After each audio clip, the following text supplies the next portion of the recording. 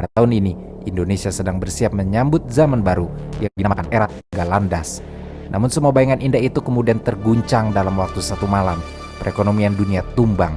Negara-negara berkembang pun ekonominya ikut terjungkal dan Indonesia terseret dalam arus kebangkrutan perekonomian. Dibanding negara-negara lain, kondisi Indonesia saat krisis memang paling rumit. Utang luar negeri membengkak, sistem perbankan lemah, tata kelola ekonomi buruk yang menyebabkan ekonomi biaya tinggi, ditambah tidak adanya stabilitas politik, serta praktik korupsi, kolusi, dan nepotisme yang semakin meningkat. Dan dalam rentetan krisis moneter itu, membuat nilai tukar rupiah pada dolar langsung jatuh tak bernilai. Selama bulan Juli hingga bulan Desember tahun 1997, mata uang rupiah mengalami depresiasi yang sangat besar. Halo semuanya, kembali lagi bersama aku Putri Nabila, mahasiswa Pendidikan Ekonomi Universitas Sriwijaya, angkatan 2024. Nah, kali ini aku bukan mau membahas permasalahan ekonomi makro di Indonesia, tapi ekonomi moneter. Jadi, tujuan pembuatan video ini adalah guna memenuhi tugas ujian akhir semester mata kuliah Ekonomi Moneter dengan dosen pengampu Ibu Yuliana FH, SPD, MPD. Kalian pada tahu nggak sih, khususnya untuk Gen Alpha, kalau Indonesia itu pernah mengalami krisis moneter pada tahun 1998. Dilansir dari laman Corporate Finance Institute, krisis moneter didefinisikan sebagai situasi di mana satu atau lebih aset keuangan signifikan seperti saham, properti, atau minyak tiba-tiba secara tidak terduga kehilangan sejumlah besar nilai nominal mereka.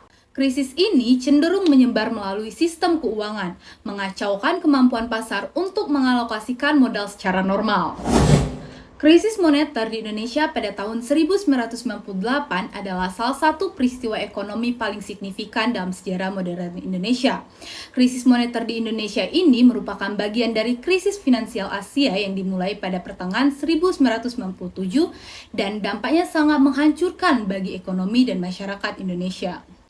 Krisis dimulai dengan runtuhnya nilai tukar mata uang Thailand, Baht pada Juli 1997 yang kemudian menyebar ke negara-negara Asia Tenggara lainnya, termasuk Indonesia. Mata uang Indonesia mulai mengalami depresiasi yang tajam terhadap USD, menyebabkan ketidakstabilan ekonomi yang serius. Selain dipicu oleh krisis moneter, berbagai musibah nasional seperti kegagalan panen padi, hama, kebakaran hutan di Kalimantan, serta kerusuhan yang melanda banyak kota pada pertengahan Mei 1998 semakin memperburuk kesulitan ekonomi. Di saat yang bersamaan, kurangnya transparansi menyebabkan masuknya dana dari luar negeri terjadi secara besar-besaran.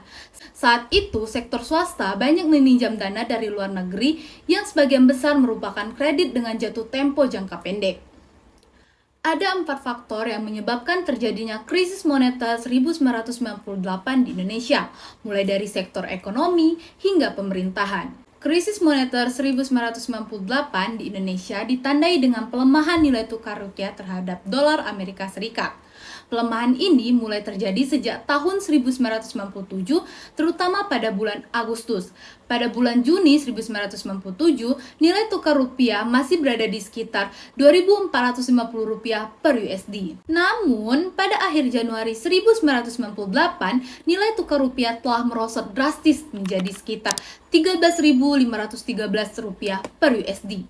Penurunan ini membuat harga barang-barang impor menjadi lebih mahal. Pada akhirnya berdampak pada inflasi dan sulitnya perekonomian Indonesia. Yang kedua adalah utang luar negeri yang tinggi.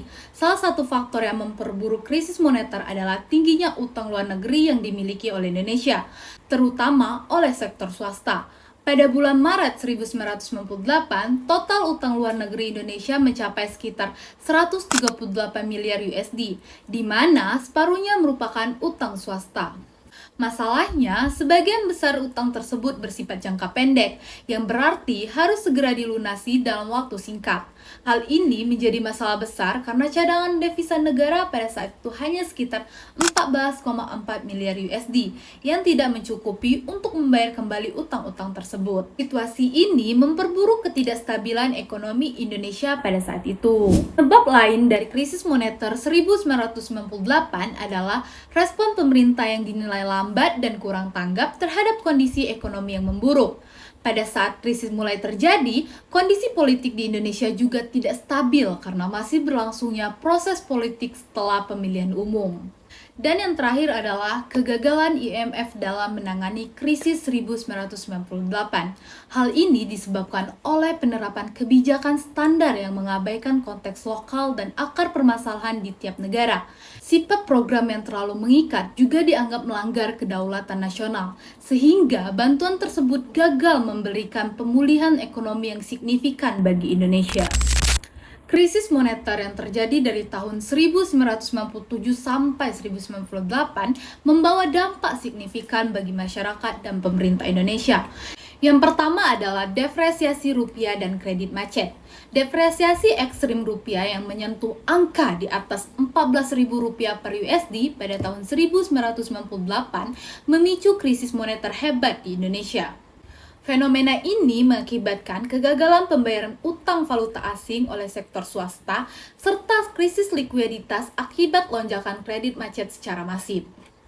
Selanjutnya adalah kebangkrutan perusahaan besar. Depresiasi rupiah mengakibatkan lonjakan beban utang falas yang memicu kebangkrutan massal di sektor bisnis. Berdasarkan data Kementerian Keuangan, sekitar 1.300 perusahaan besar di Indonesia gulung tikar pada tahun 1998 akibat ketidakmampuan melunasi kewajiban finansial mereka. Dampak langsung dari krisis moneter adalah kenaikan harga bahan pokok. Penurunan nilai tukar rupiah membuat harga barang-barang impor menjadi lebih mahal. Lonjakan kebutuhan harga pokok kian menyulitkan masyarakat. Sementara, pemerintah terhambat depresiasi rupiah dalam mengendalikan inflasi yang tinggi. Dan yang terakhir adalah kehilangan kepercayaan investor asing. Dampak krisis moneter ini juga dirasakan secara internasional.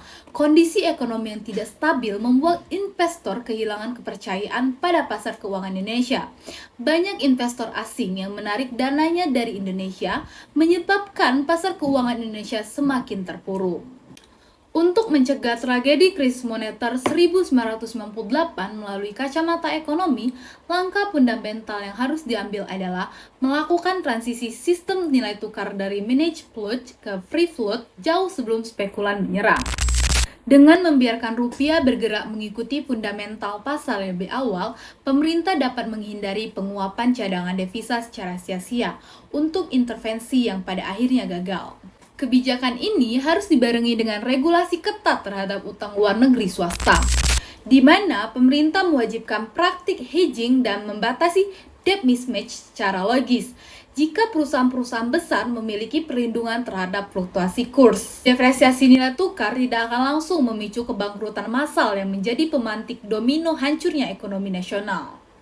Di sisi struktural, kunci utama terletak pada pemberian independensi penuh kepada Bank Indonesia agar terbebas dari intervensi politik dan kepentingan penguasa. Bank sentral yang otonom dapat mengambil keputusan yang pahit, namun diperlukan, seperti penyesuaian suku bunga secara tepat waktu untuk meredam inflasi. Hal ini perlu diperkuat dengan reformasi sektor perbankan yang menerapkan prinsip kehati-hatian secara ekstrim, seperti penegakan batas maksimum pemberian kredit agar bank tidak lagi menjadi celengan bagi bisnis pemiliknya sendiri. Dengan modal yang kuat dan pengawasan yang transparan, sistem perbankan akan memiliki daya tahan untuk menyerap guncangan eksternal tanpa harus kolaps. Terakhir, fondasi ekonomi harus dibangun di atas iklim kompetisi yang sehat dengan menghapuskan praktik monopoli, korupsi, kolusi, dan nepotisme. Secara ekonomi, keterbukaan dan transparansi akan mengubah profil modal yang masuk ke Indonesia dari sekedar modal spekulatif jangka pendek menjadi jangka panjang dan stabil. Dengan struktur pasar yang efisien dan tidak terdistorsi oleh hak-hak istimewa, kepercayaan investor global akan tetap terjaga meski terjadi riak di pasar regional. Kombinasi antara disiplin moneter, ketahanan perbankan, dan tata kelola pemerintahan yang bersih akan menciptakan sistem ekonomi yang tangguh. Itu yang dapat saya sampaikan, sampai jumpa di lain waktu. Bye-bye!